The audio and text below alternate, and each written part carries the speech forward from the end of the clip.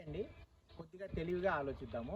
ఇంతకాలం పూర్వకాలం 30 సంవత్సరాలు వెనక్కిపోతే దాదాపు ఇంట్లో 5 మంది, 6 మంది, 7 మంది ఉండేవాళ్ళు. చిన్న ఇంట్లో ఉండేవాళ్ళు.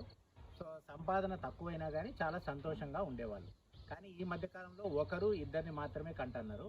కానీ మార్కెట్ చూడండి మనని ఎట్లా తోసిందో, ఒక పెద్ద ఇల్లు కట్టుకోండి అని చెప్తుంది. అంటే స్టేటస్ సింబల్‌గా చెప్తుంది.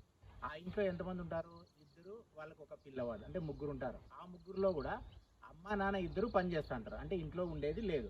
తర్వాత పిల్లవాడేమో రెసిడెన్షియల్ స్కూల్‌లో ఉంటాడు. అంటే దాదాపు అంటే వాడు 20 సంవత్సరాలు వచ్చే వరకు ఆడే ఉంటాడు. మరి అట్లాంటప్పుడు ఇంత పెద్ద ఇల్లు ఎందుకు? అంటే మనకు వాట్సాప్‌లో షార్ట్స్‌లో అంతా గూడా మనకొక స్టేటస్ సింబల్‌గా చూపిస్తుంది. సో, అట్లని సొంత డబ్బులతో కట్టుకుంటారా అంటే లేదు. బ్యాంకు లోన్‌లు ఇస్తుంది. అంటే భార్యాభర్త ఇద్దరూ కూడా ఎప్పుడు గూడా సంపాదించి 20 సంవత్సరాలు దాన్ని కట్టుకునేదానికి మనకు అలవాటు చేస్తుంది. ఆ తర్వాత 25 సంవత్సరాల తర్వాత పిల్లవాడు సెటిల్ అయిన తర్వాత ఈ ఇల్లు పాతదైతుంది మనకు. మళ్ళా కొత్త కోరిక పుడుతుంది. కొత్త కోరికతో మళ్ళా మనము ఇల్లు కట్టుకోవాలంటాడు. మన పిల్లలు ఈ ఇంట్లో ఉండడానికి ఇష్టపడరు. సో, కాబట్టి మళ్ళా కొత్త ఇల్లు, మళ్ళా కొత్త స్థలము, తర్వాత మళ్ళా కొత్త ఈఎంఐలు, ఈ రకంగా మనల్ని ఒక చట్రంలోకి తోసేస్తారు.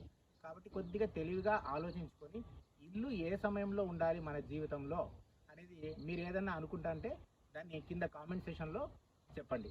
Thank you.